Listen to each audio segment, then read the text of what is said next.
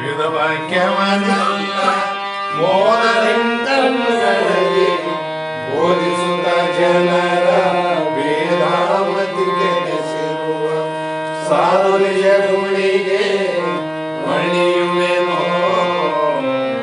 ಸಾಧು ನಿಜ ಗುಣಿಗೆ ಮಣಿಯುವೆನೋ. ನಿಜವನ್ನರಿಸುವ ಶ್ರೀ ನಿಜ ಗುಣಿಯ ಗ್ರಂಥವನ್ನು ನಿಜವಾಗಿ ಬೇಡಿ ನಿಜದೋರ್ವರ ಒಳಗಿಸುವ ಸುಜನರಿಗೆ ನಿತ್ಯ ನಮಿಸುವೆನೋ.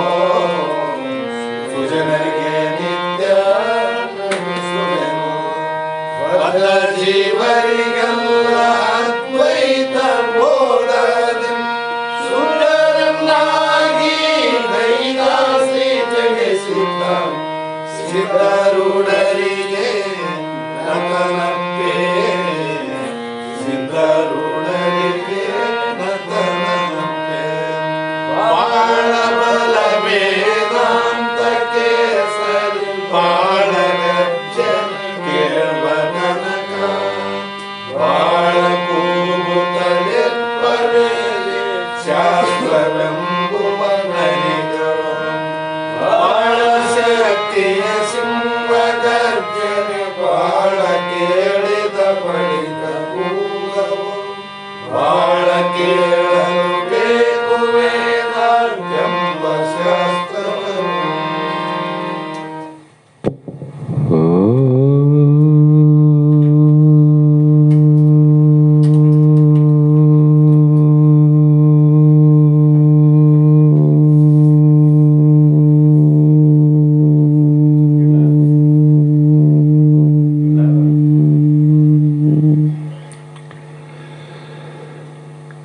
अनंत जन्म संप्राप्त कर्म बंध विदायिने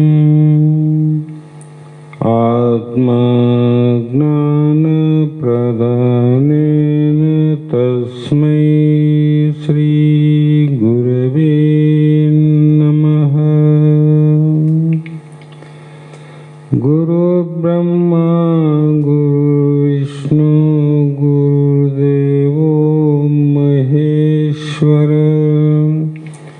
गुरु साक्षात् परब्रह्म तस्मै श्री गुरवे नमः. जगदादि जगद्गुरु अद्वैत सार्वभौम भक्तर मुक्तर कल्पवृक्ष कामधेनु सद्गुरु ಸಿದ್ಧಾರೂಢ ಮಹಾಸ್ವಾಮಿಗಳ ಶ್ರೀಪಾದಗಳಿಗೂ ಶ್ರೋತ್ರಿಯ ಬ್ರಹ್ಮನಿಷ್ಠ ಬ್ರಹ್ಮಲೀನ ಸದ್ಗುರು ಶಿವಪುತ್ರ ಮಹಾಸ್ವಾಮಿಗಳ ಶ್ರೀಪಾದಗಳಿಗೂ ಶ್ರೋತ್ರಿಯ ಬ್ರಹ್ಮನಿಷ್ಠ ಬ್ರಹ್ಮಲೀನ ನೇರ ನಿರಂತರ ನಿಷ್ಠುರವಾದಿಗಳು ಜ್ಞಾನದಾಸೋಹಿಗಳಾದ ಬ್ರಹ್ಮಲೀನ ಸದ್ಗುರು ಬಸವಾನಂದರ ಚರಣ ಕಮಲಗಳಿಗೂ ಅನಂತ ದೀರ್ಘ ದಂಡ ಪ್ರಣಾಮಗಳನ್ನು ಸಮರ್ಪಿಸಿ ನಮ್ಮ ನಿಮ್ಮೆಲ್ಲರ ಕಲ್ಯಾಣಕ್ಕೆ ಕಾರಣೀಕರ್ತರಾಗಿ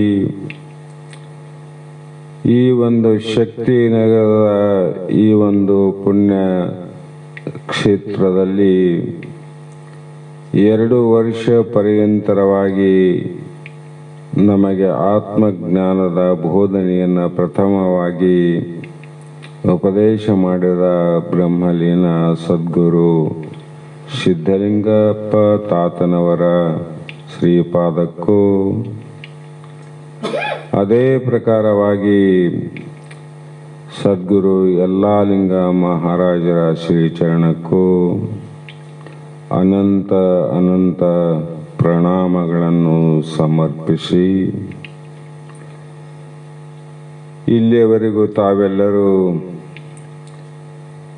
ದಿನಾಂಕ 24ರಿಂದ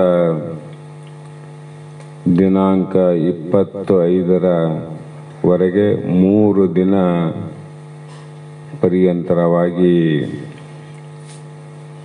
ನಿಮ್ಮೆಲ್ಲರಿಗೂ ಉಪಕಾರವನ್ನು ಮಾಡಿದಂಥ ದೈವಿ ಸ್ವರೂಪಿಗಳಾದ ಅವತಾರಿಗಳಾದ ಬ್ರಹ್ಮನಿಷ್ಠರಾದ ಸದ್ಗುರು ಬಸವಾನಂದ ಮಹಾಸ್ವಾಮಿಗಳ ಹಾಗೂ ಸದ್ಗುರು ಸಿದ್ಧಲಿಂಗಪ್ಪ ತಾತನವರ ಗುರುವಂದನಾ ಕಾರ್ಯದ ನಿಮಿತ್ತವಾಗಿ ನೀವು ಎಲ್ಲರೂ ಅಷ್ಟೇ ಅಲ್ಲದೆ ನಮ್ಮ ಶ್ರೀ ಮಠಗಳ ಭಕ್ತರಿಂದ ಶಿಷ್ಯರಿಂದ ಸಹಿತವಾಗಿ ಸದ್ಗುರು ಸಿದ್ಧಾರೂಢ ಮಠ ನೇರಮಾನವಿ, ಸಿದ್ಧಾರೂಢ ಮಠ ಹೊಸಳ್ಳಿ, ಸಿದ್ಧಾರೂಢ ಮಠ ಕಪ್ಪಗಲ್ಲು, ಬೆನಕನಹಳ್ಳಿ, ಮಾಡಿಗೇರಿ ಹಾಗೂ ಬಾಚವಾರ, ಬೆಂಡೆಮಳಿ, ಮಲ್ಲಾಪುರ ಹಾಗೂ ಶಕ್ತಿನಗರದ ಸದ್ಗುರು ಶಿಷ್ಯರಿಂದ ಭಕ್ತರಿಂದ ವೇದಾಂತ ಬೆಳಗ ಸಹಿತವಾಗಿ ಇಷ್ಟೇ ಅಲ್ಲದೆ ಬಹು ದೂರದಿಂದ ಸುಮಾರು 370-75-400 ಕಿಲೋಮೀಟರ್ ದೂರದಿಂದ ಸದ್ಗುರು ಬಸವಾನಂದರು ಖೇಮಲಾಪುರದಲ್ಲಿ ನೆಲೆ ನಿಂತು ಅಲ್ಲಿಯ ಮುಮುಕ್ಷುಗಳಿಗೆ ಆತ್ಮ ಜ್ಞಾನದ ದಾನವನ್ನು ಕರುಣಿಸಿದಂಥ ಬಸವಾನಂದರ ಪ್ರೇಮಿಗಳು, ವಾತ್ಸಲ್ಯವುಳ್ಳವರು, ಮುಮುಕ್ಷುಗಳು, ಭಕ್ತರು ಸುಮಾರು ಜನ ಈ ಖೇಮಲಾಪುರದ ನಮ್ಮ ಸಿದ್ಧಾರೂಢ ಮಠದ ಶಿಷ್ಯರಿಂದ ಕೂಡ ಭಾಗವಹಿಸಿ ಅಷ್ಟೇ ಅಲ್ಲದೆ ಈ 3 ದಿನ ಕಾರ್ಯದಲ್ಲಿ ಸಾವಿರಗಟ್ಟಲೆ ಜನಗಳು ಆಗಮಿಸಿ ಆ ಕಾರ್ಯದಲ್ಲಿ ಭಾಗವಹಿಸಿ ಪುನೀತರಾಗಿ ತಮ್ಮ ಹರ್ಷವನ್ನು, ತಮ್ಮ ಆನಂದವನ್ನು ಇವತ್ತಿನ ದಿನ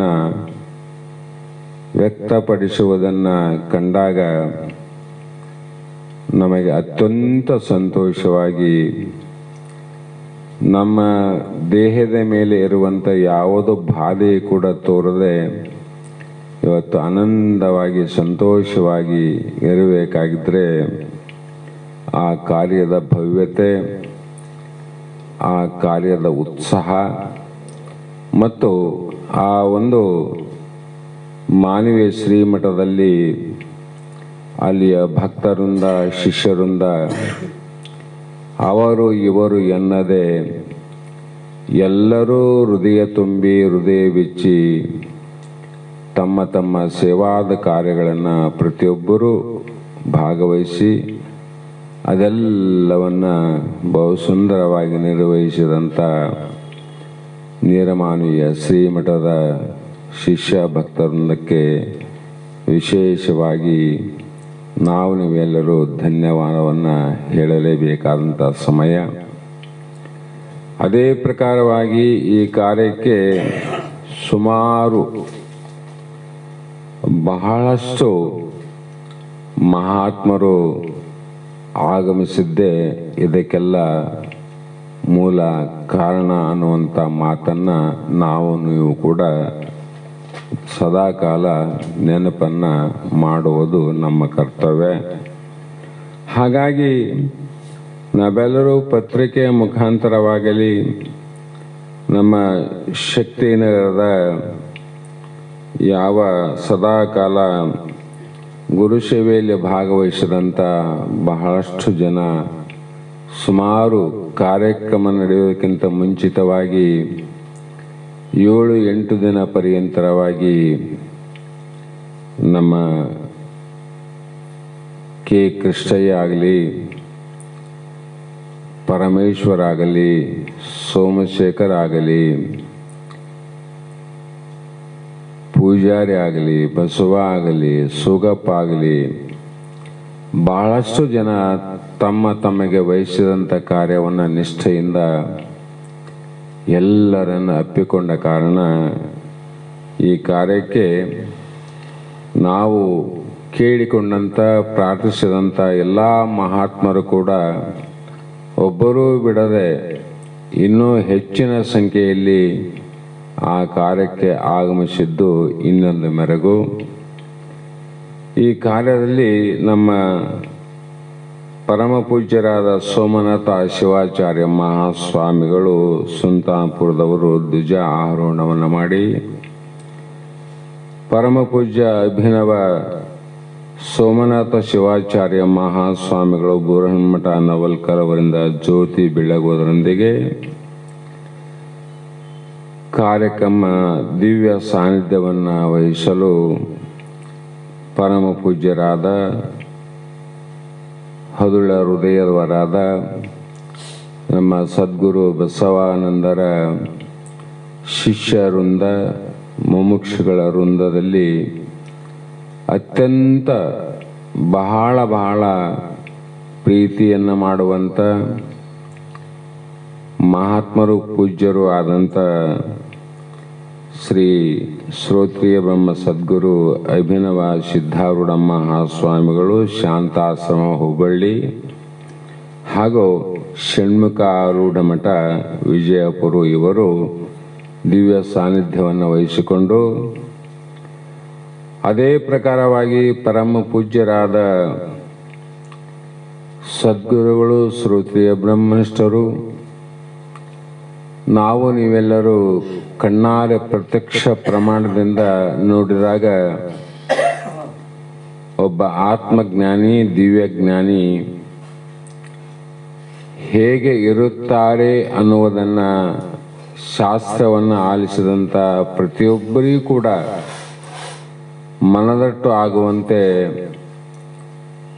ಯಾವ ಬ್ರಹ್ಮಜ್ಞಾನಿಯ ಲಕ್ಷಣವನ್ನು ನಾವು ಎಲ್ಲರೂ ಕೇಳಿದಂಥ ಸಂದರ್ಭದಲ್ಲಿ ತಮ್ಮ ದೇಹದಲ್ಲಿ ಆರೋಗ್ಯ ಅನ್ನುವುದೇ ಇಲ್ಲದೆ ಬರೀ ಅನಾರೋಗ್ಯದಿಂದ ಇರುವಂಥ ಪ್ರಸಂಗದಲ್ಲಿ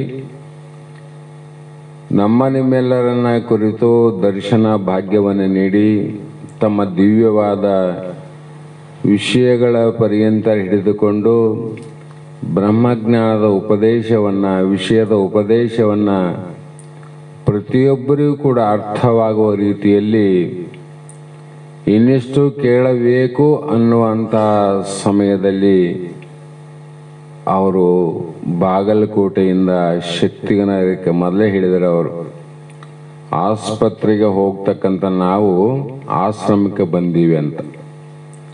ಕಾರಣ ಅದು ಸತ್ಯವಾದ ಮಾತು.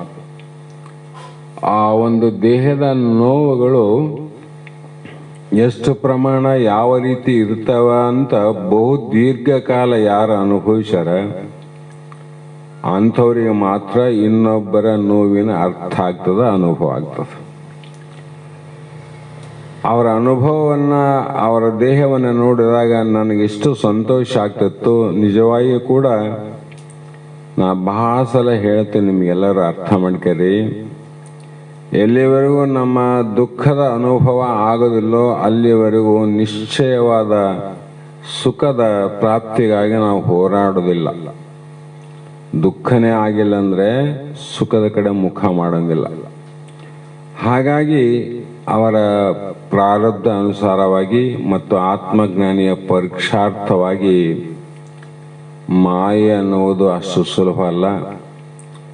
ಅದೆಲ್ಲರ ಒತ್ತಡದ ಮಧ್ಯದಲ್ಲಿ ನಮ್ಮ ಮಠಕ್ಕೆ ಆಗಮಿಸಿ ಉಪದೇಶವನ್ನು ನೀಡಿ ನಮ್ಮೆಲ್ಲರ ಕೃತಾರ್ಥನಾಗಿ ಮಾಡಿದಂಥ ಪರಮ ಪೂಜ್ಯ ಶ್ರೋತ್ರಿಯ ಬ್ರಹ್ಮ ಸದ್ಗುರು ಪರಮಾರಾಮಾರೂಢರು ಬ್ರಹ್ಮ ವಿದ್ಯಾಶ್ರಮ ಬಾಗಲಕೋಟೆಯವರು ಆಗಮಿಸಿ ಈ ಎಲ್ಲ ಕಾರ್ಯಕ್ಕೆ ನಮ್ಮ ಸದ್ಗುರು ಬಸವಾನಂದ ಮಹಾಸ್ವಾಮಿಗಳ ಪರಮ ಶಿಷ್ಯರು ಮತ್ತು ಸದಾಕಾಲ ನಮಗೆಲ್ಲರಿಗೂ ಮಾರ್ಗದರ್ಶನವನ್ನು ಮಾಡುವಂಥ ಸದ್ಗುರು ಪಾಲಭಾವಿಯ ವೀರಯ್ಯ ಸ್ವಾಮಿ ಶಾಂತಮಲ್ಲ ಕುಟೀರ ಪಾಲಭಾವಿ ಜಿಲ್ಲಾ ಬೆಳಗಾವಿ ಇವರಷ್ಟೇ ಅಲ್ಲದೆ ಸ್ಥಳೀಯರಾದಂಥ ನಮ್ಮ ಮಠದ ಮೇಲೆ ಅತ್ಯಂತ ಪ್ರೀತಿ ಪ್ರೇಮವನ್ನು ಇಟ್ಟುಕೊಂಡಂಥ ಪರಮ ಪೂಜ್ಯ ಶ್ರೀ ಜ್ಞಾನಾನಂದ ಮಹಾಸ್ವಾಮಿಗಳು ಶಿವಾನಂದ ಮಠಮಾರಿ, ಜೊತೆ ಜೊತೆ ಪರಮ ಪೂಜ್ಯರಾದ ಸದ್ಗುರು ಹನುಮಂತಪ್ಪ ಗುರುಗಳು ಶಂಕರಾಚಾರ್ಯ ಮಠ ಈರಾಪುರು, ಪರಮ ಪೂಜ್ಯ ಶ್ರೀ ಗುರುಬಸವ ರಾಜಗುರು ನಿಜಾನಂದ ಆಶ್ರಮ ಮಲದಕಲ್ಲು, ಅಷ್ಟೇ ಅಲ್ಲದೆ ಸದ್ಗುರು ಬಸವಾನಂದರು ಅಂದಿನ ದಿನ ಮಾಡಿದಂಥ ಉಪಕಾರವನ್ನು ಇಂದಿನ ದಿನದ ಪ್ರತಿಯೊಂದು ಕ್ಷಣದಲ್ಲಿ ಸ್ಮರಣೆ ಮಾಡುವಂಥ ಮಾತೋಶ್ರೀವರಾದಂಥ ಗುರು ಸ್ವರೂಪಿಗಳಾದಂಥ ಶ್ರೀಮತಿ ಸರಳಾ ಸುರೇಶ ಆರ್ಕೆ ವೇದಾಂತ ಬಳಗ ಶಕ್ತಿನಗರ ಹಾಗೂ ಸ್ವರೂಪರು, ಜೊತೆಗೆ ಈ ಕಾರ್ಯಕ್ಕೆ ಆಗಮಿಸಿದಂಥ ಅಮೋಘಪ್ಪ ಶಾಸ್ತ್ರಿ ಗುರುಗಳು ಬಸ್ತಿಹಾಳ ಸಿಂಧಗಿ, ಅಷ್ಟಲ್ಲದೆ ಸದಾಕಾಲ ಶ್ರೀಮಠದಲ್ಲಿ ಆತ್ಮಜ್ಞಾನದ ಉಪದೇಶವನ್ನು ಮಾಡುವಂಥ ನೀರಮಾನವೀಯ ಸದ್ಗುರು ಸಿದ್ಧಾರೂಢ ಮಠದ ಶಿಷ್ಯರು ಅನುಭಾವಿಗಳಾದಂಥ ಶ್ರೀ ನರಸಣ್ಣ ಸಾಹುಕಾರ, ಪರಮ ಪೂಜ್ಯ ಶಿವರಾಜಪ್ಪ ಕಪಗಲ್ಲು ಹಾಗೂ ಶ್ರೀ ಸದಾನಂದ ಮಹಾರಾಜರು ಅನಾರೋಗ್ಯದಿಂದ ಕಾರ್ಯದಲ್ಲಿ ಭಾಗವಹಿಸಲಿಕ್ಕೆ ಅಸಾಧ್ಯವಾದರೂ ಕೂಡ ಸದಾ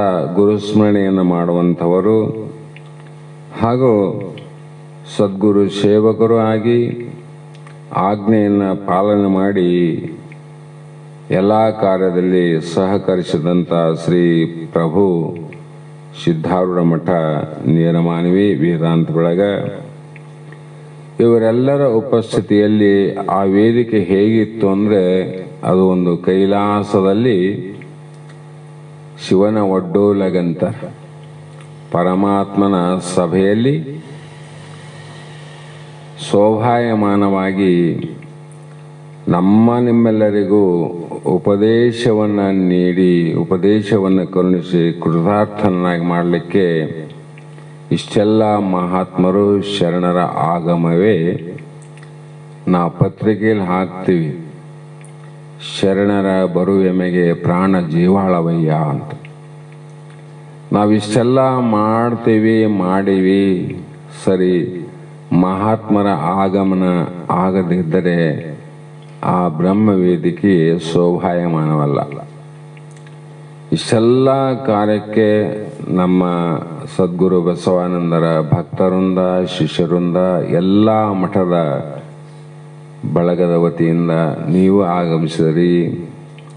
ಅದೇ ಪ್ರಕಾರವಾಗಿ ಇಷ್ಟು ಅಲ್ಲದೆ ಹೆಚ್ಚಿನ ಸಂಖ್ಯೆಯಲ್ಲಿ ವಿಶೇಷವಾಗಿ ಯಾವ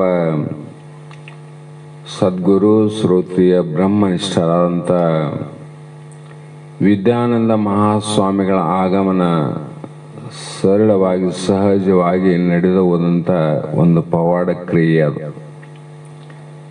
ಕಾರಣ ಅವರೆಲ್ಲರೂ ಕೂಡ ಎಡಬಿಡದೆ ತಮ್ಮ ಕಾರ್ಯದಲ್ಲಿ ಮುಂದುವರೆದು ಪ್ರತಿ ಒಂದು ದಿನಗಳಲ್ಲಿ ವಾರಗಳಲ್ಲಿ ಇಂತಿಂಥ ಕಾರ್ಯಕ್ರಮ ಅಂತ ಸುಮಾರು ವರ್ಷದಲ್ಲಿ ಮೊದಲೇ ನಿರ್ಣಯವಾಗಿ ಅಂತಹ ಸಂದರ್ಭದಲ್ಲಿ ನಾವು ಮಹಾತ್ಮರನ್ನ ಪತ್ರಿಕೆಯಲ್ಲಾಗಲಿ ಜಾಹೀರಾತಲ್ಲಾಗಲಿ ಕಾಣಿಸದೆ ಅವರು ಬಿಡುವಿಲ್ಲದ ಕಾರ್ಯಕ್ರಮ ಇರುವುದ ಕಾರಣ ಅವರಿಗೆ ಆಹ್ವಾನವನ್ನು ನಾವು ಕೊಟ್ಟಿದ್ದಿಲ್ಲ. ಆದರೂ ಕೂಡ ಇದ್ದಕ್ಕಿದ್ದಂತೆ ಅವರು ಯಾವ ಚಿಕ್ಕಲ್ದಿನ್ನಿ ಗ್ರಾಮಕ್ಕೆ ಪ್ರತಿ ವರ್ಷದ 4-5 ದಿನ ಕಾರ್ಯಕ್ರಮದಂತೆ ಈ ವರ್ಷವೂ ಕೂಡ 19ನೇ ತಾರೀಕಿಗೆ ಚಿಕ್ಕಲ್ದಿನ್ನಿಗೆ ಬಂದಾರಂತ ಸುದ್ದಿ ಗೊತ್ತಾಯಿತು. ಆ ಕಾರಣ ಸುದ್ದಿ ಗೊತ್ತಾದ ನಂತರ ನಾವು ಬಹಳ ಹಳಹಳಿ ಆಯಿತು. ಕಾರಣ ಏನಂದರೆ ನಮ್ಮ ಜಾಹೀರಾತುಗಳು ಎಲ್ಲ ಕಡೆ ಆಗಲೇ ತಲುಪಿದ್ದವು. ಅದೇ ಪ್ರಕಾರವಾಗಿ ಜಕ್ಕಲನಿಯ ಶರಣರಿಗೂ ಕೂಡ ತಲುಪಿದ್ದವು. ಮತ್ತು ನಾವು ಅವರಿಗೆ ಹೇಳಿರಲಿಲ್ಲ ಇದೇ ಭಾಗದಲ್ಲಿ ಬಂದಾರ ಅಂತ ಒಂದು ಹಳಹಳಿ ಇತ್ತು. ಇದ್ದಕ್ಕಿದ್ದಂತೆ ಅವರು ಸಾಯಂಕಾಲ 20ನೇ ತಾರೀಕಿಗೆ ಫೋನ್ ಮಾಡಿದರು. ಕಾರಣ ಏನಂದರೆ ನಾವು 4-6 ದಿನ ಆಸ್ಪತ್ರೆಯಲ್ಲಿ ಇದ್ದೀವಿ ಅಂತ ಅವ್ರಿಗೆ ಗೊತ್ತಾಗ್ಯದ. ಕಾರ್ಯಕ್ರಮದ ಮುಂಚಿತವಾಗಿ 1 ತಿಂಗಳ ಹಿಂದೆ, ಒಂದು 15 ದಿವಸ ಹಿಂದೆ ನಾವು ಆಸ್ಪತ್ರೆಗೆ ಇದ್ದೀವಿ. ಆ ವಿಷಯ ಅವ್ರಿಗೆ ಗೊತ್ತಾದ ಮೇಲೆ ನಮ್ಮ ಆರೋಗ್ಯವನ್ನು ವಿಚಾರಿಸಬೇಕು ಅನ್ನೋ ಒಂದು ಭಾವದಿಂದ ಅವರು ಫೋನನ್ನು ಮಾಡಿದಾಗ ನಾವು ಕೂಡ ಅವರ ಜೊತೆ ಮಾತಾಡಿ, ಇಲ್ಲ ಪತ್ರಿಕೆ ನೋಡಿದ್ವಿ, ಕಾರ್ಯಕ್ರಮ ಪ್ರಾರಂಭ ಆಗ್ತದೆ, ನೀವು ಸ್ವಲ್ಪ ಆರೋಗ್ಯದ ಕಡೆ ಲಕ್ಷ್ಯ ಕೊಡ್ರಿ, ಗಮನ ಇರಲಿ, ಓಡಾಟದ ತೊಂದರೆ ಆಗ್ತದ ಅನ್ನುವಂಥ ಮಾತನ್ನು ಹೇಳಿದಾಗ, ಇಲ್ಲ ಅದೆಲ್ಲ ಸದ್ಗುರುಗಳ ತಮ್ಮ ಆಶೀರ್ವಾದ ಕೃಪೆ ಸದಾಕಾಲ ಇದ್ದಾಗ ನಾನು ಏನೂ ಆಗೋದಿಲ್ಲ ಅನ್ನೋ ಮಾತನ್ನು ಹೇಳಿ ಅವರಿಗೆ ಹೇಳಿದೆ ನಾನು, ಅಪ್ಪ ಕಾರ್ಯಕ್ರಮ ಪ್ರಾರಂಭ ಆಗ್ತದೆ, ತಮಗೆ ದೂರದಿಂದ ಬರಲಿಕ್ಕೆ ಬಿಡುವಿಲ್ಲ ಅನ್ನುವಂಥ ಕಾರಣದಿಂದ ಜಾಹೀರಾತಲ್ಲಿ ತಮ್ಮ ಹೆಸರನ್ನು ಕಾಣಿಸಲಿಲ್ಲ, ತಮಗೂ ನಾವು ಆಹ್ವಾನ ಕೊಡಲಿಲ್ಲ, ಕ್ಷಮಿಸ್ರಿ, ಇಲ್ಲೇ ಇದ್ದರೆ ಅನ್ನುವಂಥ ಮಾತನ್ನು ಕೂಡ ಅವರಿಗೆ ಹೇಳಲಿಲ್ಲ. ಮತ್ತೆ ನಂತರ 23ನೇ ತಾರೀಕಿಗೆ 24ನೇ ತಾರೀಕು 23ಕ್ಕೆ ನಾವು ಸದ್ಗುರು ಸಿದ್ಧಲಿಂಗಪ್ಪ ತಾತನವರ ಕರ್ತುಗದ್ದಿಗೆ ಅಭಿಷೇಕ ಅರ್ಚನೆ ಮಂಗಲವನ್ನು ಮಾಡಿ, ನಂತರ ನಾನೇ ಮಾಡಿಗೇರಿಗೆ ಹೋಗಿ ಮಠದಲ್ಲಿ ಅವರನ್ನು ಭೇಟಿಯಾಗಿ ಕಾರ್ಯಕ್ರಮದ ಒತ್ತಡ ವಿವರವನ್ನು ಎಲ್ಲ ತಿಳಿಸಿ ಹೇಳಿ, ಸಾಧ್ಯ ಆದರೆ ತಾವು ದಯವಿಟ್ಟು ಇಲ್ಲೇ ಪಕ್ಕದಲ್ಲಿದ್ದೀರಿ, 25ನೇ ತಾರೀಕಾಗಲಿ 6ನೇ ತಾರೀಕಾಗಲಿ ನೀವು ಒಂದು ದಿನ ತಾವು ಆಗಮಿಸಿ ಉಪದೇಶವನ್ನು ನೀಡಬೇಕು ಅಂತ ಕೇಳಿಕೊಂಡಾಗ ಅವರು ಬಹಳ ಒತ್ತಡದಲ್ಲಿ ಸಿಲುಕಿ, ಆದರೂ ಕೂಡ ನಮ್ಮ ಒಂದು ಬೇಡಿಕೆಗೆ ಬಹಳ ಮನ್ನಣೆಯನ್ನು ಕೊಡುವಂಥ ಮಹಾತ್ಮರು ನಮಗೆಲ್ಲರೂ ಅಂಥವ್ರು ಸಿಕ್ಕಾರ, ಒಬ್ಬರಂತಲ್ಲ. ಆವಾಗ ಹೇಳಿದರು, ಇಲ್ಲ ನಾನು 25ನೇ ತಾರೀಕಿಗೆ ಬೆಳಗ್ಗೆ ಒಂದು ಗೋಷ್ಠಿಯಲ್ಲಿ ನಾನು ಭಾಗವಹಿಸ್ತೀನಿ, ಯಾಕಂದರೆ ಇಲ್ಲಿ ನಿರಂತರವಾಗಿ ಬೆಳಗ್ಗೆ ಸಾಯಂಕಾಲ ಇಲ್ಲಿ ನಡೀತದೆ ಶಾಸ್ತ್ರ ಅಂದಾಗ, ಅಷ್ಟು ಮಾಡಿದ್ರೆ ಸಾಕ್ರಿ, ತಾವು ಬಂದು ಹೋಗ್ಬೇಕಂತ ಹೇಳಿದ ಕಾರಣ ಆಹ್ವಾನ ಇಲ್ಲದೆ ನಮ್ಮ ಪ್ರಾರ್ಥನೆಗೆ ಒಗ್ಗಟ್ಟು ಕಾರ್ಯದಲ್ಲಿ ಭಾಗವಹಿಸಿ ಉಪದೇಶವನ್ನು ನೀಡಿದಂಥ ವಿದ್ಯಾನಂದ ಮಹಾಸ್ವಾಮಿಗಳು ಹಂಪಿ ಹೇಮಕೂಟದವರು, ಅದೇ ಪ್ರಕಾರವಾಗಿ ಕಾಕತಾಳಿ ಎನ್ನುವಂತೆ 24ನೇ ತಾರೀಕಿಗೆ ನಮಗೊಂದು ಫೋನ್ ಬಂತು. ಅವ್ರನ್ನ ನೀವೆಲ್ಲರೂ ನೋಡಿರಿ, ಖೇಮ್ನಾಪುರದಾಗೂ ನೋಡಿರಿ.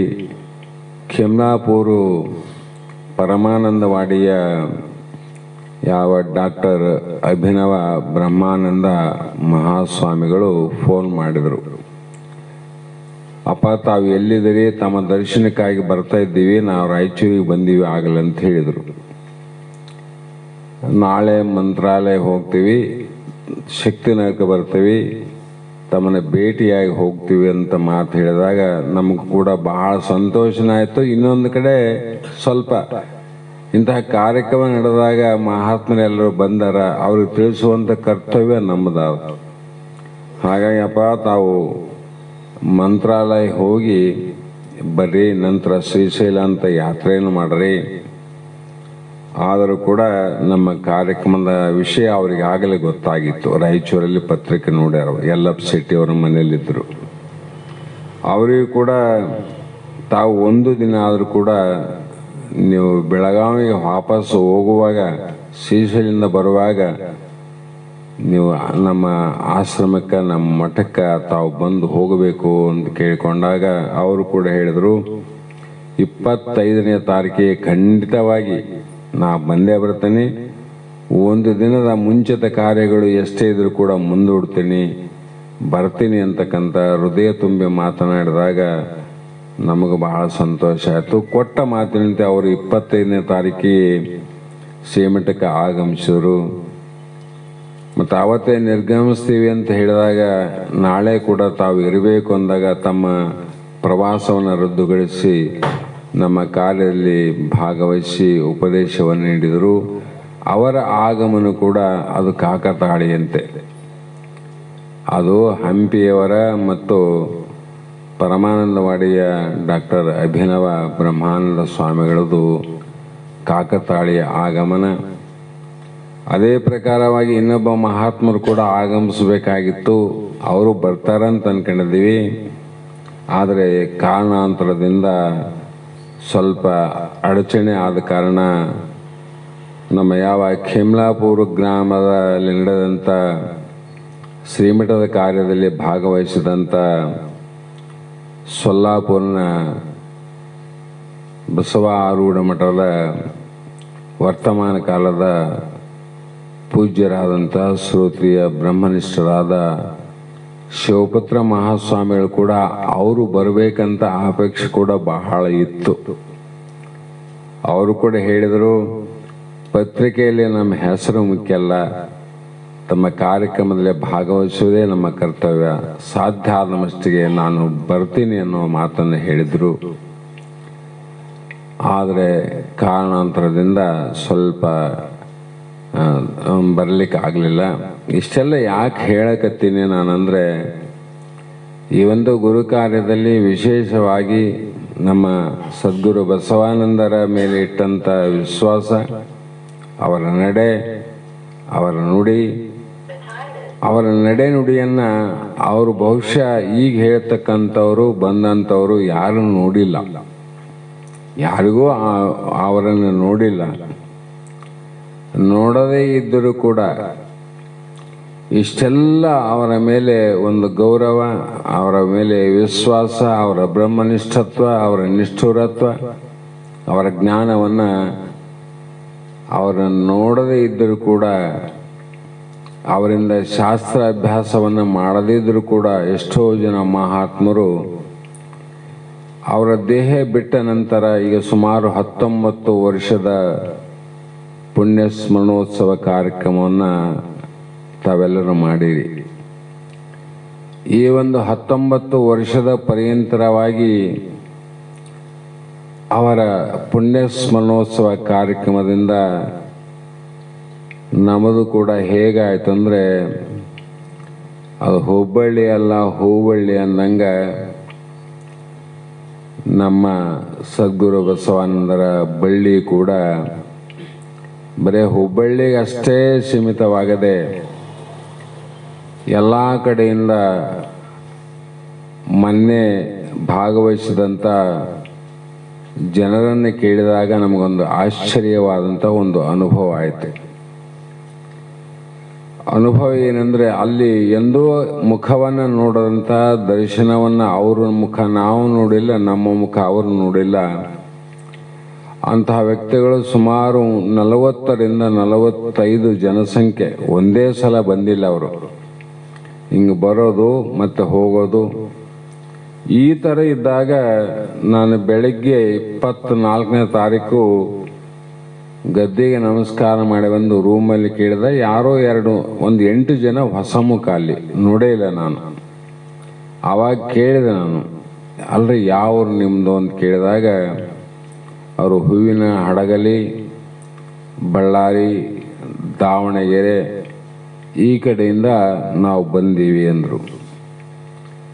ಮತ್ತು ನೀವು ಬರಲಿಕ್ಕೆ ಕಾರಣ ಏನು ಅಂತ, ಯಾವ ಕಾರಣದಿಂದ ಬಂದಿರಿ, ನಿಮಗೆ ವಿಷಯ ಹೇಗೆ ಗೊತ್ತಾಯಿತು ಅಂತ ಕೇಳಿದಾಗ ಅವರು ಪತ್ರಿಕೆಯನ್ನು ನಾವು ವಾಟ್ಸಪ್ಪಲ್ಲಿ ನೋಡಿವಿ, ತದನಂತರ ಈಗ ಯೂಟ್ಯೂಬಲ್ಲಿ ಬರುವಂಥ ಶಾಸ್ತ್ರಗಳೇನಾವ ಜ್ಞಾನಶತಕ ಸಹಿತವಾಗಿ ಈಗ ನಡೆಯುವಂಥ ವಿಚಾರ ಸಾಗರದಿಂದ ಮಧ್ಯದಲ್ಲಿ ಬರುವಂಥ ಪರಮಾನುಭವದೆ ಅನುಭವ ಸಾರ, ಇಷ್ಟೆಲ್ಲವನ್ನು ಶಾಸ್ತ್ರ ಕೇಳಿವಂತ ಮೊಬೈಲ್ ಓಪನ್ ಮಾಡಿ ತೋರಿಸಿದವರು ಸುಮಾರು 2 ವರ್ಷ, 1.5 ವರ್ಷ ಪ್ರತಿನಿತ್ಯ ಅದನ್ನು ಕೇಳಿ ಅದು ಉತ್ಸಾಹ ತುಂಬಿ ಒಂದ್ಸಲ ತಮ್ಮನ್ನ ಭೇಟಿ ಆಗ್ಬೇಕು ಅಂತ ಉದ್ದೇಶ ಇತ್ರಿ.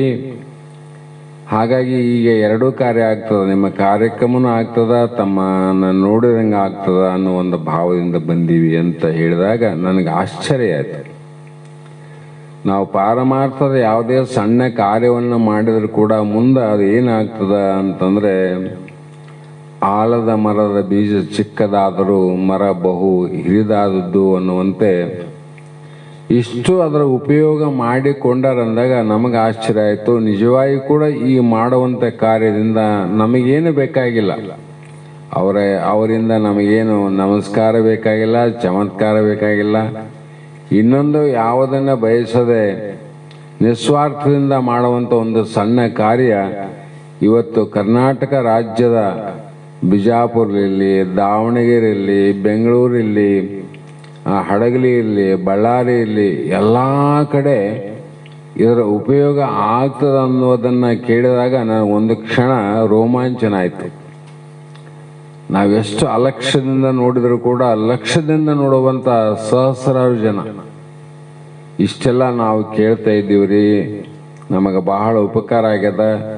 ಇದರಿಂದ ಹೊಸದಾಗಿ ಏನೋ ನಮಗೆ ತಿಳಿಬೇಕು ಅನ್ನುವಂಥ ಅಪೇಕ್ಷೆ ಆಗಿ ಪ್ರತಿನಿತ್ಯ ನಾವು ಕೇಳ್ತಿದ್ದೀವಿ ಅಂದಾಗ ನಾವು ಅವರು ಬಂದದ್ದೂ ಸಾರ್ಥಕ ಆಯಿತು, ನಾವು ಹೇಳಿದ್ದು ಸಾರ್ಥಕ ಆಯಿತು. ಮಧ್ಯದಲ್ಲಿ ಸತ್ಯವನ್ನು ಹೊರಗಲ್ಲಿ ಹಚ್ಚಿ ನೋಡುವಂಥ ಒಂದು ಪ್ರತ್ಯಕ್ಷ ಪ್ರಮಾಣದ ಸದ್ಗುರು ಕಾರ್ಯ ಕೂಡ ತಮ್ಮೆಲ್ಲರ ಸಹಕಾರ. ಒಬ್ಬರು ಇಬ್ಬರು ಅಂತಲ್ಲ, ಹನಿ ಹನಿ ಕೂಡಿದರೆ ಹಳ್ಳ, ತೆನೆ ತೆನೆ ಕೂಡಿದರೆ ಬಳ್ಳ ಅನ್ನುವಂಥ ರೀತಿಯಲ್ಲಿ ತಾವೆಲ್ಲರೂ ಹೃದಯ ಶ್ರೀಮಂತರಾಗಿ ಶ್ರೀಮಠಕ್ಕೆ ಮಾಡಿದಂಥ ಸೇವೆ ಅಮೋಘವಾದದ್ದು.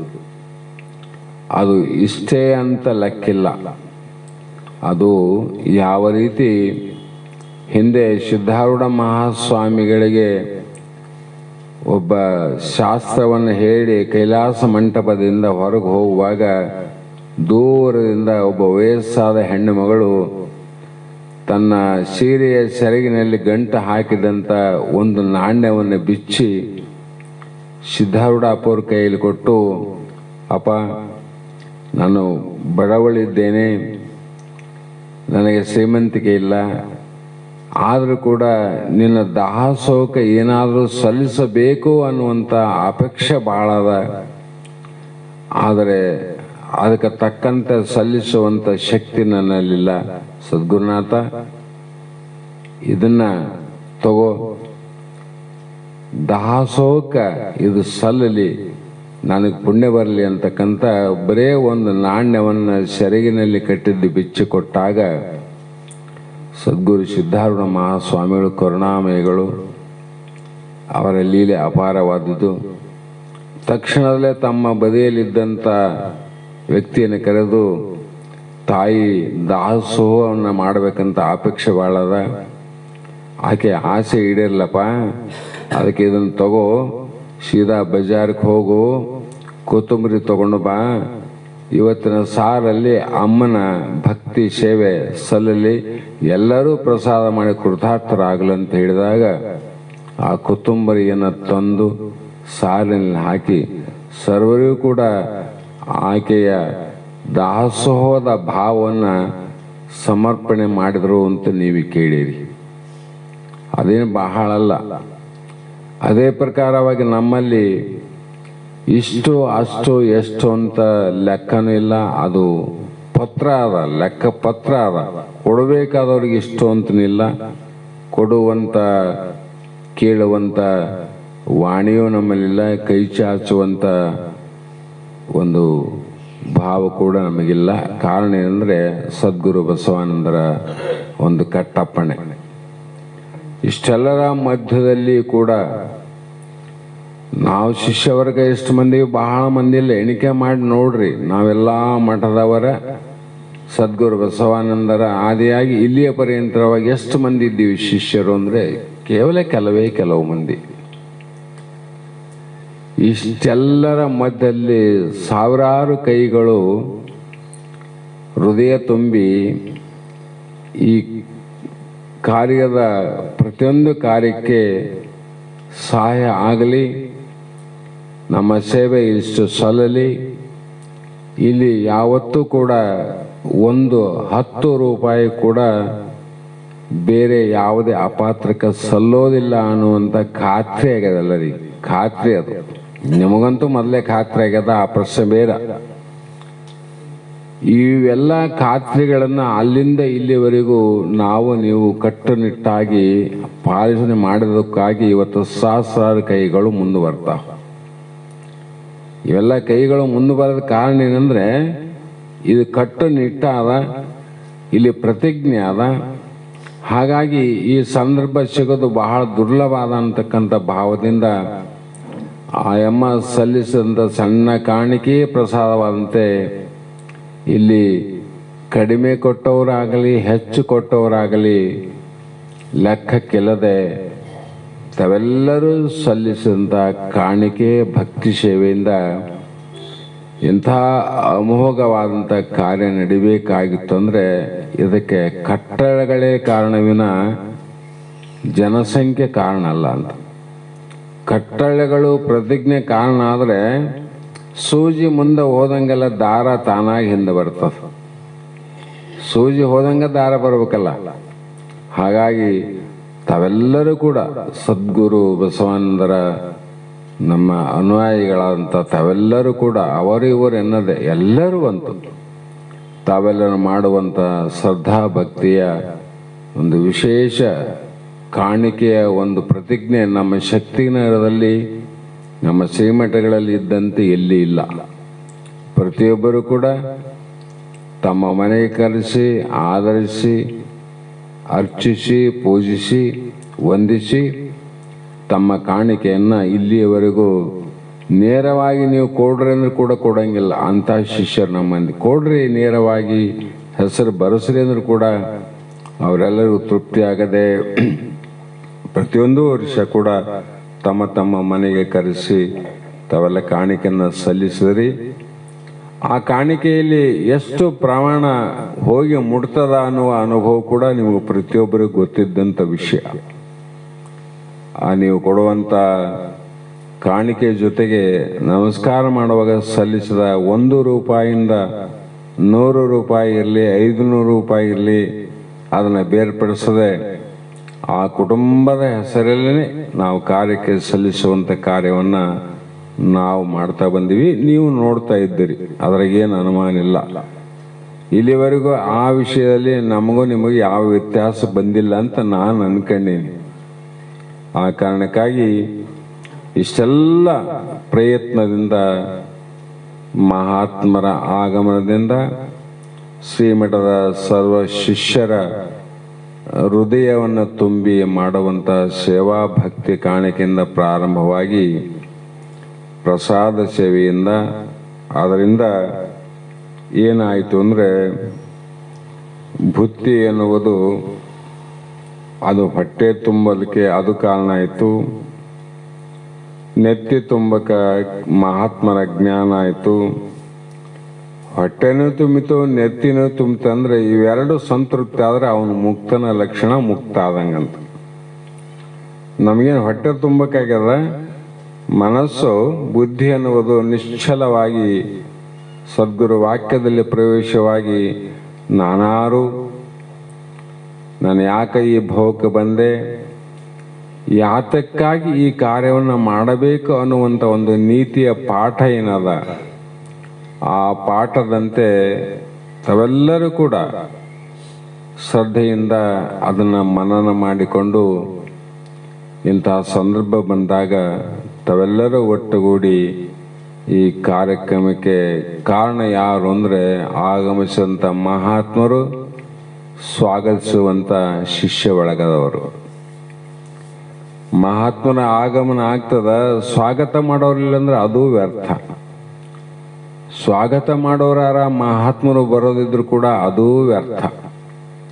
ಹಾಗಾಗಿ ಆ ಮಹಾತ್ಮನ ಆಗಮನ ಮತ್ತು ನಿಮ್ಮೆಲ್ಲರ ಸ್ವಾಗತದ ಭಾವನೆಯಿಂದ ಇವತ್ತು 3 ದಿನ ಪರ್ಯಂತರವಾಗಿ ನಿನ್ನೆಯ ಮಹಾಮಂಗಲವನ್ನು ಮಾಡಿ ನಾವು ನೀವೆಲ್ಲರೂ ಯಥಾವತ್ತಾಗಿ ಮತ್ತೆ ನಮ್ಮ ಕಾಯಕ ಏನಾದಂದ್ರೆ ಮೊದಲೇ ಹೇಳಿದಂತೆ ನಾವೇನು ಆಚರಣೆ ಮಾಡೋಕ್ಕಾಗ್ತದೋ ಅದು ಗೊತ್ತಿಲ್ಲ, ಆ ಪ್ರಶ್ನೆ ಬೇರೆ. ಒಂದು ವಿಚಾರ ನಮ್ಮಲ್ಲಿ ಏನಾದಂದ್ರೆ ಪ್ರಾಣ ಹೋಗುವವರೆಗೂ ಈ ಶಾಸ್ತ್ರಗಳಲ್ಲಿ ನಾವು ಭಾಗವಹಿಸಿ ಆದಷ್ಟು ಮಟ್ಟಿಗೆ ನಮ್ಮ ವೃತ್ತಿಯನ್ನು ಪಾರಮಾರ್ಥದಲ್ಲಿ ಪ್ರವೇಶ ಮಾಡಬೇಕು. ನಾವು ಎಲ್ಲಿವರೆಗೂ ಸತ್ಯದ ಕಡೆ ಪ್ರವೇಶ ಆಗೋದಿಲ್ಲೋ ಅಲ್ಲಿವರೆಗೂ ನಮಗೆ ಆನಂದ ಆಗೋದಿಲ್ಲ. ವಾಣಿಯ ಆನಂದ ಆಗಬಹುದು, ಮನಸ್ಸಿನ ಆನಂದ ಆಗಬೇಕಾದ್ರೆ ಸತ್ಯವಂತರ ಸಂಘವನ್ನು ಮಾಡಬೇಕಾಗಿದೆ. ಆ ಸಂಘವನ್ನು ಮಾಡಬೇಕಾಗಿದ್ರು ಕೂಡ ಅಂತಹ ಸತ್ಯವಂತರ ಮಹಾತ್ಮರು ಎಲ್ಲಿದ್ದಾರೆ, ಯಾವ ಊರಲ್ಲಿದ್ದಾರೆ, ಹೇಗಿದ್ದಾರೆ ಅನ್ನುವುದನ್ನು ನಾವು ತಿಳಿದುಕೊಂಡು ಸಂಘವನ್ನು ಮಾಡಬೇಕಾಗಿದ್ರೆ ಆ ಸಂಘಿಗಳಿಗೆ ನಿರಂತರವಾದ ಶಾಸ್ತ್ರಜ್ಞಾನ ಇರಬೇಕಾಗಿದೆ. ಶಾಸ್ತ್ರಜ್ಞಾನ ಇಲ್ಲದೆ ನೀನೆತ್ತ ದೇವನತ್ತ ಹೋಗತ್ತ ಕೂಡಲ ಸಂಗಮ ದೇವ ಅಂದಂಗ ನಮ್ಮ ಜೀವನ ವ್ಯರ್ಥ ಆಗಿ ಬರೇ ಮಹಾತ್ಮರ ಶೋಧನೆಗಾಗಿ ಎಷ್ಟೋ ಜನ್ಮಗಳು ಹೋಗ್ಬಿಟ್ಟು ಬರೇ ಶೋಧನೆಗಾಗಿ ಎಲ್ಯಾರ ಹೇಗಾರ ಅಂತ ಹುಡುಕಕ್ಕೆ ಎಷ್ಟೋ ಜನ್ಮ ಹೋಗ್ಯಾವ. ಪ್ರಸ್ತುತ ಪ್ರಮಾಣದಲ್ಲಿ ನಮಗೂ ನಿಮಗೆಲ್ಲರಿಗೂ ಅನುಭವ ಆದ ಸದ್ಗುರು ಸಿದ್ಧಾರೂಢ ಮಹಾಸ್ವಾಮಿಗಳು ಕೂಡ ಗಜದಂಡ ಮಹಾಶಿವೋಗಿಗಳಿಗೆ ಶರಣಾಗಬೇಕಾದ್ರೆ ಸುಮಾರು 12 ವರ್ಷ ದೇಶ ಪರ್ಯಟನೆ ಮಾಡ್ಯಾರ. ಅವರು 12 ವರ್ಷ ಶೋಧನೆ ಮಾಡ್ತಾ ಮಾಡ್ತಾ ಮಾಡ್ತಾ ಬಂದು ಕೊನೆಗೆ ಗಜದಂಡ ಶಿವೋಗಿಗಳಿಗೆ ಶರಣಾಗತರಾದ್ರು ಅಂದಾಗ ವಿಚಾರ ಮಾಡ್ರಿ, ಎಷ್ಟು ಒಬ್ಬ ಮಹಾತ್ಮನನ್ನು ನಾವು ಪ್ರಾಪ್ತಿ ಮಾಡಿಕೊಳ್ಳಬೇಕು. ಅವರ ಕೃಪೆ ಕರುಣೆಯನ್ನ ಪಡೆದುಕೊಂಡು ಈ ಜನ್ಮ ಸಾರ್ಥಕ ಮಾಡಿಕೊಳ್ಳಬೇಕಂತ ಉತ್ಕಟವಾದ ವೈರಾಗ್ಯ ಇರ್ಬೋದು, ಇಚ್ಛೆ ಇರ್ಬೋದು, ಇಲ್ಲಂತಲ್ಲ. ಆದರೆ ನಮಗೆ ಎಷ್ಟು ಕಷ್ಟ ಆಗ್ತಿತ್ತಂತ ಹುಡುಕಬೇಕಾದ್ರೆ ಎಷ್ಟು ಕಷ್ಟ ಆಗ್ತಿತ್ತು. ಕಷ್ಟ ಆದ್ರೂ ಕೂಡ ಸಿದ್ಧಾರೂಢ ಸಿಕ್ಕಂತ ಮಹಾತ್ಮರು ಸಿಗ್ತಾರಂತ ನಮ್ಮನ್ನು ಗ್ಯಾರಂಟಿ ಏನಿತ್ತು? ಎರಡೂ ಇಲ್ಲಂತ ಸಂದರ್ಭದಲ್ಲಿ ನಿಮಗೂ ನಮಗೆ ಎಲ್ಲರಿಗೆ ಅನುಭವ ಆದ ಸದ್ಗುರು ಸಿದ್ಧಲಿಂಗಪ್ಪ ತಾತನವರ ಆಗಮನದಿಂದ ನಂತರ ಸದ್ಗುರು ಬಸವಾನಂದರ ಪ್ರಾಣ ಹೋಗುವಂತ ಕೊನೆ ಕ್ಷಣದಿಂದ ಸುಮಾರು 10 ವರ್ಷದ ಪರ್ಯಂತರವಾಗಿ ನಮ್ಮೆಲ್ಲರಿಗೂ ಅಂಥ ಸತ್ಯವಂತರು, ಇದು ಸತ್ಯಾನುಭವ, ಇದು ಮಿಥ್ಯಾನುಭವ ಎಂದು ಒದವಿ ಬೋಧಿಪ ಸದ್ಗುರುವಕ್ಕು ಅಂತ ಸದ್ಗುರುನಾಥ ಸಿಕ್ಕ. ಅದು ಇಷ್ಟು ಪ್ರಮಾಣದಲ್ಲಿ ಎಲ್ಲರಿಗೂ ಕೂಡ ಅದು ಮುಟ್ತದ ಅನ್ನುವುದು ನಮಗೂ ಅಷ್ಟು ಲಕ್ಷ್ಯಕ್ಕಿದ್ದಿಲ್ಲ. ಪ್ರಾರಂಭದಲ್ಲಿ ಪ್ರಥಮ ದಿನದಲ್ಲಿ ಇದಕ್ಕೆ ಸಾಕ್ಷಿಯಾಗಿ, ನನ್ನ ಹೇಳುವಂಥ ಮಾತಿಗೆ ಸಾಕ್ಷಿಯಾಗಿ ನಮ್ಮ ಜೊತೆಯಲ್ಲೇ ಇರುವಂಥ ಶ್ರೀಯುತ ಬಸವರಾಜ ತೋಟಿಯವರು ಕೂಡ ಇದಕ್ಕೆ ಸಾಕ್ಷಿಯಾರು. ಅವರು ಬಂದಾಗ ನಾವು ಸುಮಾರು 3-4 ದಿನ 2 ಜನ ಕೇಳಿದ್ವಿ, ಆಮೇಲೆ 4 ಜನ 6 ಜನ, ಈ ಪ್ರಕಾರವಾಗಿ 8-10 ಜನ ಆಗುವಾಗನೇ ಸದ್ಗುರುನಾಥ ಸಿದ್ಧಲಿಂಗಪ್ಪ ತಾತನವರಿಗೆ ಅನಾರೋಗ್ಯ ಪ್ರಾರಂಭ ಆಯಿತು. ಅವರ ರೋಗವನ್ನು ಯಾವ ರೀತಿ ಆದರೂ ಕೂಡ ನಿವೃತ್ತಿ ಆಗಲಿ, ನಮ್ಮನ್ನು ಪಾವನ ಮಾಡಲಿ, ಉದ್ಧಾರ ಮಾಡಲಿ ಅನ್ನುವಂಥ ಭಾವದಿಂದ ನಮ್ಮ ಕೈಲಾದ ಪ್ರಯತ್ನವನ್ನು ನಾವು ಮಾಡಿದ್ದೀವಿ. ಆದರೂ ಕೂಡ ಪ್ರಾರಬ್ಧ ಕರ್ಮಜನ್ಯ ಶರೀರ ಅಂದರೆ ಪ್ರಾರಬ್ಧ ಆಧೀನ ಯಾವುದು ಇಲ್ಲದೆ ಅವರು ಕೂಡ ತಮ್ಮ ಭೌತಿಕವಾದ ದೇಹವನ್ನು ಬಿಟ್ಟು ಮರೆಯಾದರು. ಇಷ್ಟಾಯಿತು, ನಮ್ಮ ಕತೆ ಮುಗೀತು. ಅಗಸನ ನಾಯಿ ಹಳ್ಳನೂ ಕಾಯಲಿಲ್ಲ, ಮನೆನೂ ಕಾಯಲಿಲ್ಲ, ಅದು ಕತ್ತೆ ಅಂತನೂ ಅಂತ. ನಾ ಪೂರ್ಣ ಕೇಳಿ ಪಾರಮಾರ್ಥ ತತ್ವವನ್ನು ತಿಳಿಯಲಿಲ್ಲ, ಕೇಳಲಾರದೂ ಇರಲಿಲ್ಲ. ಎರಡೂ ಅರ್ಧಮರ್ಧ ಆದವು. ಇದಕ್ಕೆ ಪರಿಹಾರ ಏನೋ ಅಂತ ಚಿಂತನೆ ಇದ್ದಾಗ ಪರಮಾತ್ಮ ಭಗವಂತ ಬಹಳ ದೊಡ್ಡವ. ನಾನು ಅದಕ್ಕೆ ವಿನುತ ಗುರುಮೂರ್ತಿಯನು ಉಮೇಶನ ಅಂಗ್ರಿಯನು. ಆ ಪರಮಾತ್ಮನ ಪೂಜೆಯನ್ನು, ಪರಮಾತ್ಮನ ಪಾದವನ್ನು ನಾವು ಸ್ಮರಣೆ ಮಾಡೋದ್ರಿಂದ ಏನು ಲಾಭ ಆಗ್ತದಂದರೆ ಇದೇ ನೋಡ್ರಿ ಲಾಭ. ನಮಗೆ ಎಂದೋ ಮುಖ ನೋಡಿಲ್ಲ, ಗೊತ್ತಿಲ್ಲ, ಗುರಿ ಇಲ್ಲ ಅಂಥ ಸದ್ಗುರು ಬಸವಾನಂದ ಮಹಾಸ್ವಾಮಿಗಳು ಅವ್ರ ದೇಹ ಬಿಟ್ಟ 4 ತಿಂಗಳಲ್ಲೇ ಮತ್ತೆ ಇಲ್ಲಿ ವಾಪಸ್ ಬಂದರು. ಅವರು ಗುರುಗಳು ಬಂದರು.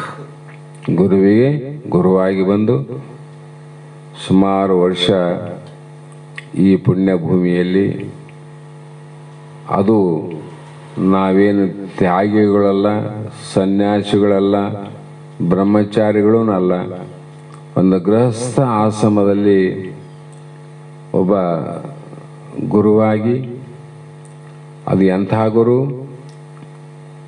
ನ ಗುರುರಧಿಕಂ, ಗುರು ಸಾಕ್ಷಾತ್ ಪರಬ್ರಹ್ಮ,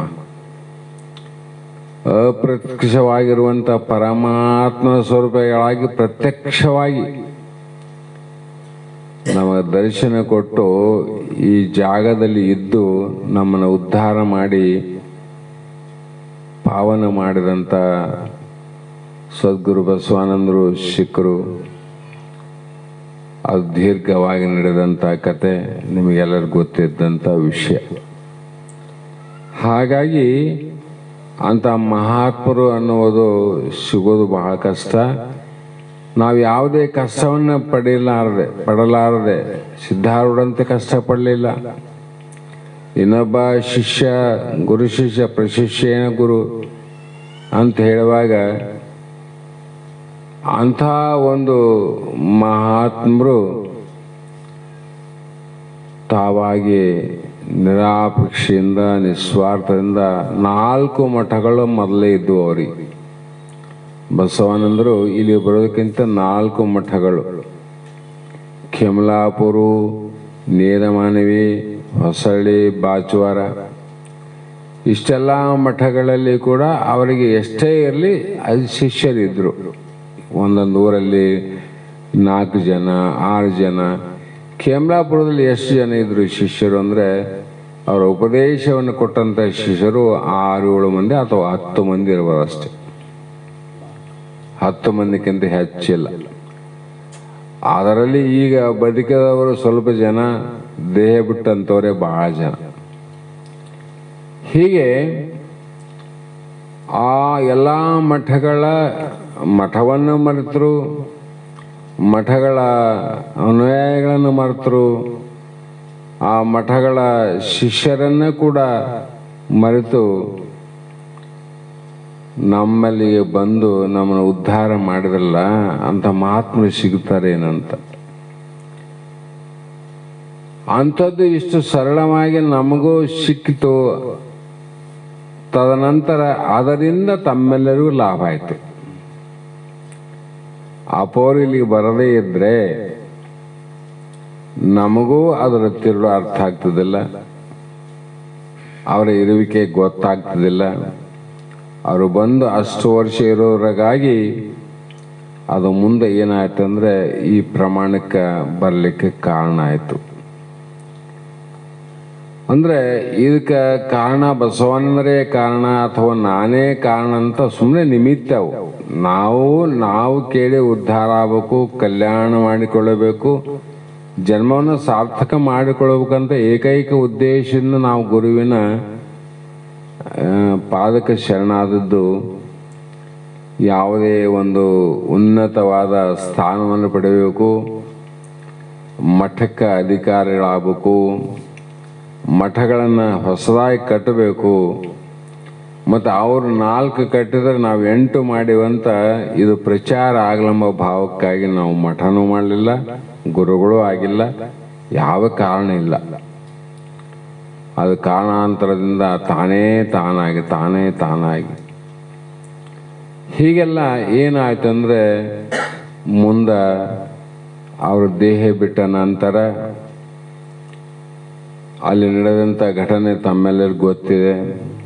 ಎಲ್ಲ ಮಠದವರು, ಎಲ್ಲ ಶಿಷ್ಯ ಬೆಳಗದವರು ಒತ್ತಾಯಪೂರ್ವಕವಾಗಿ ಈ ಮಠದ ಮುಂದಿನ ಕಾರ್ಯಗಳ ಹಾಗು ಹೋಗು ನೋಡಿಕೊಳ್ಳೋದಕ್ಕೋಸ್ಕರವಾಗಿ ಸ್ವಲ್ಪ ಜವಾಬ್ದಾರಿ ತಗೋರಂತ ಕೊಟ್ಟರು ಅವರು ನಮ್ಗೆ. ಅಲ್ಲೇನು ಆಸ್ತಿ ಇಲ್ಲ, ಅಲ್ಲೇನು ದೊಡ್ಡ ಬಿಲ್ಡಿಂಗ್ ಇದ್ದಿಲ್ಲ, ಯಾವುದು ಇಲ್ಲದೆ ಅವರು ವಾಸ ಮಾಡಿದೆ ಕೈಲಾಸ ಅದು. ಯಾಕಂದ್ರೆ ಪರಮಾತ್ಮ ಎಲ್ಲಿ ವಾಸ ಮಾಡಿದ? ಸುಡುಗಾಡಾಗ ಮಾಡ್ಯಾನಂತ. ಆದಾಗ ನಮ್ಮ ಬಸವನಂದ್ರೆ ಎಲ್ಲಿ ಮಾಡಿದರು? ಅಲ್ಲಿಯೂ ಸುಡುಗಾಡನೇ ಇತ್ತಿಂದ. ಆ ಮಧ್ಯದಲ್ಲಿ ಒಂದು ಸಣ್ಣ ಕುಟೀರವನ್ನು ಮಾಡಿದ್ರು, ಅದರಲ್ಲೇ ವಾಸ ಮಾಡಿದ್ರು ವಿನ ಮತ್ತೆ ಬೇರೆ ಯಾವುದ ಅಪೇಕ್ಷೆ ಮಾಡಿದವರಲ್ಲ ಅವರು. ಅದರಂತೆ ನಾವು ಕೂಡ ಈ ಒಂದು ಜಾಗದಲ್ಲಿ ನೋಡಿಕೊಳ್ಳಕ್ಕೆ ಏನಾದ್ರು ಇದ್ದವ್ರು ಮಠದವ್ರಾರ ಮತ್ತು ಅವರೆಲ್ಲ ಮಾಡ್ಕೊಂಡು ಹೋಗರಾರ, ಜವಾಬ್ದಾರಿ ಏನಾದ ಇದ್ರಾಗಂದಾಗ ಇಲ್ಲ ಒಂದು ನಿಮಿತ್ತವಾಗಿ ಜವಾಬ್ದಾರಿ ಇರಲಿ, ಅದೇ ನಡ್ಸ್ಕೊಂಡು ಹೋಗ್ರಿ. ಅದ್ರಲ್ಲಿ ಏನಾದ ಇಲ್ಲಂತೂ ಯಾವುದೂ ಇಲ್ಲ, ಯಾವ ಸಮಸ್ಯೆನೂ ಇಲ್ಲಲ್ಲ, ಸುಮ್ಮನೆ ಇರಲಿ ಒಬ್ಬರ ಹೆಸರು ಅಂಥೇಳಿ ಒಂದು ಎಲ್ಲರ ಒತ್ತಾಯದ ಮ್ಯಾಗ ಒಂದು ಜವಾಬ್ದಾರಿನ ಕೊಟ್ಟರು. ಆ ಜವಾಬ್ದಾರಿಯಿಂದ ನಾವು ಮುಂದೆ ಪ್ರಾರಂಭ ಆದಮೇಲೆ ಗೊತ್ತಿದ್ದ ವಿಷಯ ಅದ. ಬೆಂಡೆಗಳಲ್ಲಿ ನಾವು ಮಠ ಕಟ್ರಿ ಅಂತ ಯಾವ ವ್ಯಕ್ತಿಗೆ ಹೇಳಿಲ್ಲ, ಮಠ ಮಾಡ್ರಂತ ಹೇಳಿಲ್ಲ. ತಾವಾಗೆ ಬಂದು ಶರಣಾಗತರಾಗಿ ಭಕ್ತಿಯಿಂದ ತತ್ವವನ್ನು ಪಾಲನೆ ಮಾಡಿ ಮಠವನ್ನು ಕಟ್ಟಿದ್ರು. ನಾವು ಕಟ್ಟಿದ್ದೆಲ್ಲ ಅದು ಬೆಂಡೆಗಮ್ಮ ಗ್ರಾಮದವ್ರು ಕಟ್ಟಿದ್ರು. ಮುಂದೆ ಇದೇ ಪ್ರಕಾರವಾಗಿ ಬೆನಕನಹಳ್ಳಿಯಲ್ಲಿ ಕೂಡ ಒಂದು ಮಠ ಆಯಿತು.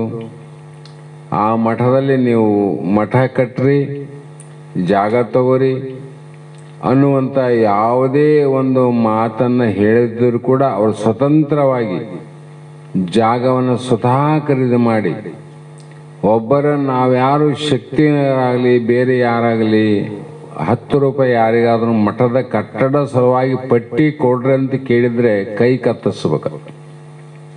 ನಿಮಗೆ ಸಾಕ್ಷ್ಯವಿಲ್ಲ, ನಮಗೆ ಸಾಕ್ಷಿದ್ರೆ ಯಾವ ಮಠಕ್ಕಾಗಲಿ ನಾವು ಮಠ ಕಟ್ತೇವೆ, ಮಠಕ್ಕಾಗಿ ನೀವು ದುಡ್ಡು ಕೊಡ್ರಿ ಅಂತ ಇದುವರೆಗೂ ನಾವು ಯಾರು ಕೇಳಿಲ್ಲ, ಅದರ ಅಪೇಕ್ಷೆ ಇಲ್ಲಲ್ಲ ನಮಗೆ.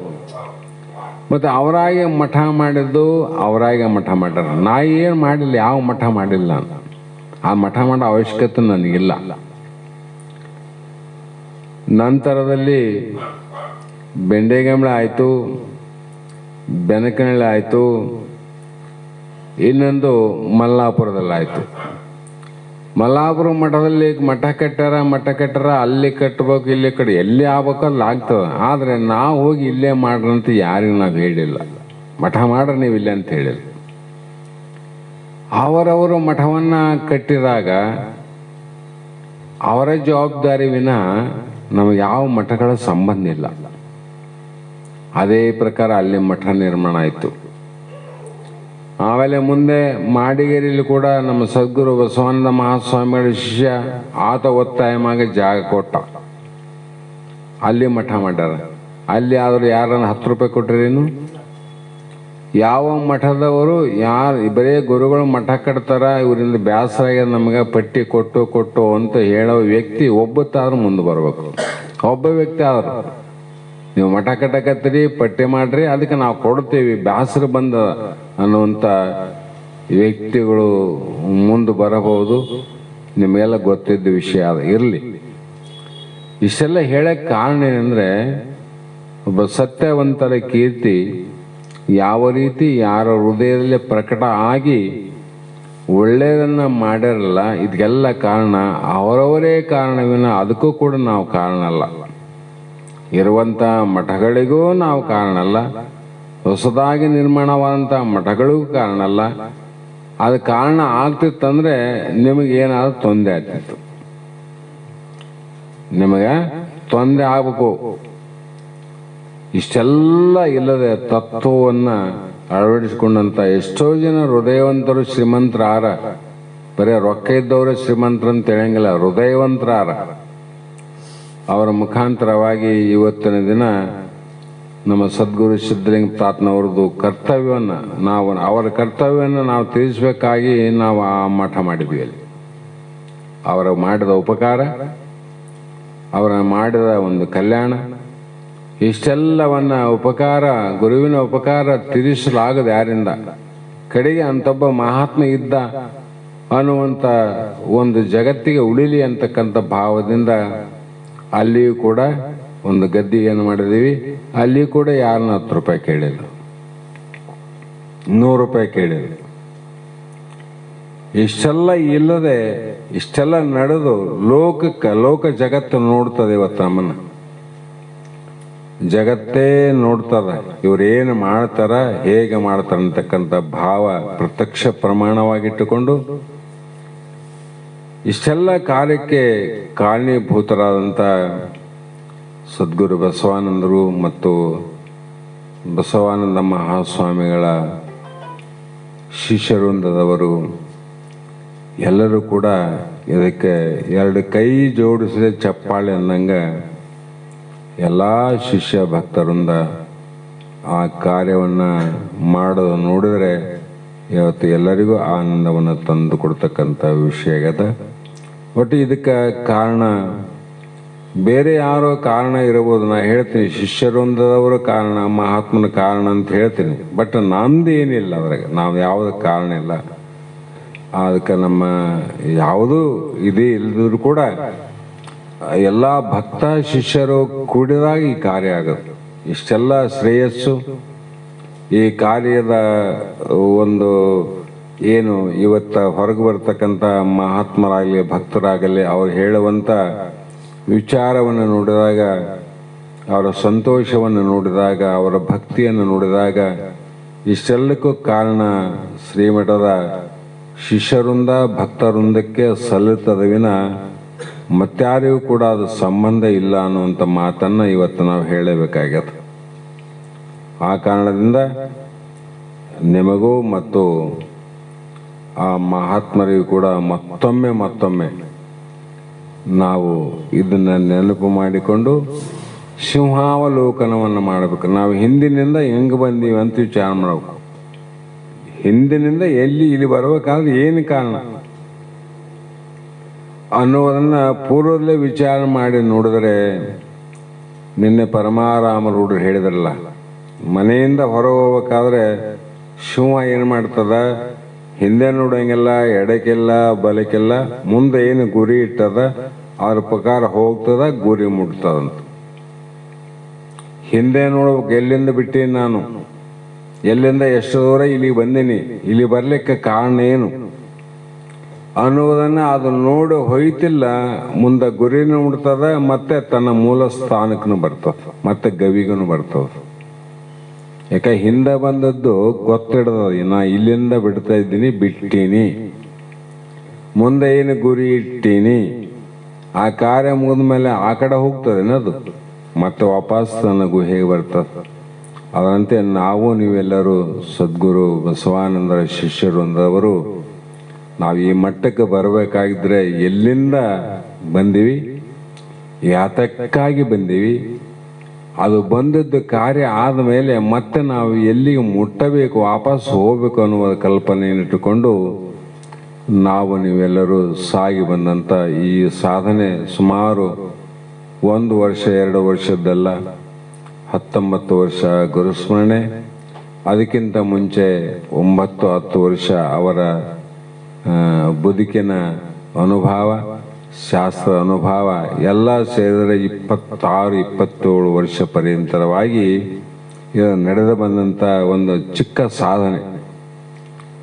ಸಾಧನೆ ಚಿಕ್ಕದಾದರೂ ಕೂಡ ಸಾಧ್ಯವಾದ ದೊಡ್ಡ ವಸ್ತುವನ್ನು ನಾವು ಮುಟ್ಟಿವಂದರೆ ನಾವು ನೀವೆಲ್ಲರೂ ಕೃತಾರ್ಥರು, ಧನ್ಯರು ಅಂತ ಹೇಳ್ತಾ, ಸುಮ್ಮನೆ ಇವತ್ತು ಕಾರ್ಯಕ್ರಮದ ಬಗ್ಗೆ ಎಲ್ಲರಿಗೆ ಸ್ವಲ್ಪ ವಿಷಯ ಗೊತ್ತಾಗಲಿ, ಏನೇನು ನಡೀತು ಅನ್ನೋದು ಆಗಲಿ ಅಂತಕ್ಕಂಥ ಭಾವದಿಂದ ಮತ್ತೆ ಮುಂದೆ ನಮ್ಮ ಕಾರ್ಯದಲ್ಲಿ ನಾವು ಭಾಗಿಯಾಗೋಣ. ಪುನಃ ಇಂಥ ಕಾರ್ಯ ನಿರಂತರವಾಗಿ ನಡೀಲಿ ಅಂತಕ್ಕಂಥ ಒಂದು ಭಾವನೆಯಿಂದ ಸದ್ಗುರು ಸಿದ್ಧಾರೂಢ ಮಹಾಸ್ವಾಮಿಗಳ, ಸದ್ಗುರು ಬಸವಾನಂದರ ಮತ್ತು ಎಲ್ಲ ಭಕ್ತರ, ಶಿಷ್ಯವರ್ಗದ ಹಿರಿಯರ ಒಂದು ಸಹಕಾರದಿಂದ ನಿರರ್ಗಳವಾಗಿ ನಿರಂತರವಾಗಿ ಈ ಕಾರ್ಯ ನಡೆದಿದ್ದು ನಮಗಂತೂ ಬಹಳ ಅತ್ಯಂತ ಸಂತೋಷ ಆಗ್ಯದ ಅನ್ನುವಂಥ ಮಾತನ್ನು ಹೇಳ್ತಾ, ಪ್ರಾಸ್ತಾವಿಕವಾದ 2 ಮಾತುಗಳು ಎಲ್ಲರಿಗೂ ತಲುಪಲಿ ಅಂತಕ್ಕಂಥ ಭಾವದಿಂದ ಇವತ್ತು ನಾವು ಮಾತನಾಡಲಿಕ್ಕೆ ಸಾಧ್ಯ ಆಯಿತು ಅಂತಕ್ಕಂಥ ಮಾತನ್ನು ಹೇಳಿ ಮಂಗಲವನ್ನು ಹೇಳ್ರಿ. ಜೈ ಗುರು ಜೈ ಗುರು ಜೈ ಗುರು ಜೈ ಗುರು ಜೈ ಗುರು ಜೈ ಗುರು ಜೈ ಗುರುನಾಥ ಜೈ ಗುರು ಜೈ ಗುರು ಜೈ ಗುರು ಜೈ ಗುರು ಜೈ ಗುರು ಜೈ ಗುರುನಾಥ ಜೈ ಗುರು ಜೈ ಗುರು ಜೈ ಗುರುನಾಥ ಜೈ ಗುರು ಜೈ ಗುರು ಜೈ ಗುರುನಾಥ. ಗುರುದೇವ ಬಸವಾನಂದ ಯೋಗಿಗೆ ಬೆಳಗುವೆ ಆರತಿಯ, ಗುರುವರ ಬೆಳಗುವೆ ಆರತಿಯ.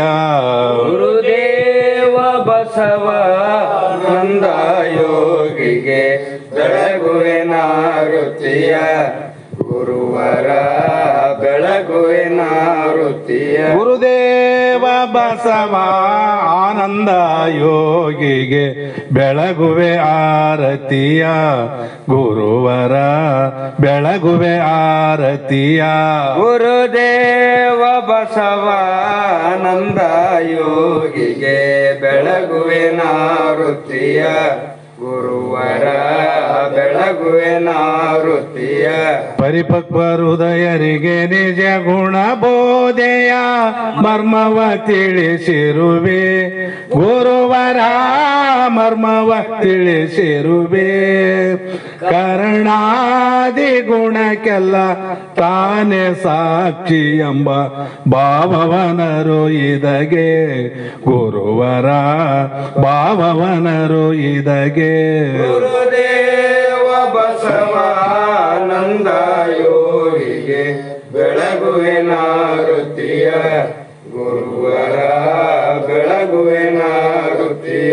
ಲೌಕಿಕ ಪರಮಾರ್ಥವೆರಡನು ಮಾನದೆ ಕೂಡಿ ನಡೆಸಿರುವೆ, ಗುರುವರ ಕೂಡಿ ನಡೆಸಿರುವೆ.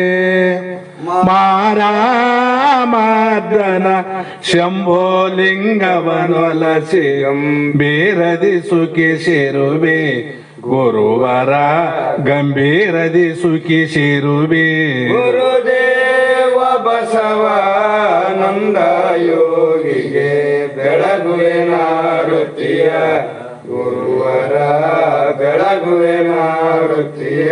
ಸಂಸಾರದೊಳಗೆ ಬಳಲುವ ನರರಿಗೆ ಈ ಭವದಿಂದ ತಾರಿಸಿದೆ, ಗುರುವರ ಈ ಭವದಿಂದ ತಾರಿಸಿದೆ. ಭಾವಮಾಲೆಗೊಳಗದೆ ನೆಂಬ ಭ್ರಮೆಯನು ನೀನು ಬಿಡಿಸಿರುವೆ, ಗುರುವರ ನೀನು ಬಿಡಿಸಿರುವೆ. ಗುರುದೇವ ಬಸವ ಆನಂದ ಯೋಗಿಗೆ ಬೆಳಗುವೆ ಆರತಿಯ, ಗುರುವರ ಬೆಳಗುವೆ ಆರತಿಯ. ಶ್ರೀಮದ್ ಜಗದ್ಗುರು ಸಿದ್ಧಾರೂಢ ಸ್ವಾಮಿ ಮಹಾರಾಜ್ ಕಿ ಜೈ. ಶ್ರೀ ಸದ್ಗುರು ಶಿವಪುತ್ರ ಸ್ವಾಮಿ ಮಹಾರಾಜ್ ಕಿ ಜೈ. ಶ್ರೀ ಸದ್ಗುರು ಬಸವಾನಂದ ಸ್ವಾಮಿ ಮಹಾರಾಜ್ ಕಿ ಜೈ. ಶ್ರೀ ಸದ್ಗುರು ಅಭಿನವ ನಿಜ ಮಹಾರಾಜ್ ಕಿ ಜೈ. ಸಕಲ ಸಾಧು ಸಂತ ಮಹಾರಾಜ್ ಕಿ ಜೈ. ಜೈ ಮಂಗಲಂ ಜೈ ನಮಃ ಪಾರ್ವತಿ ಶಿವ ಹರ ಹರ ಮಹಾದೇವ.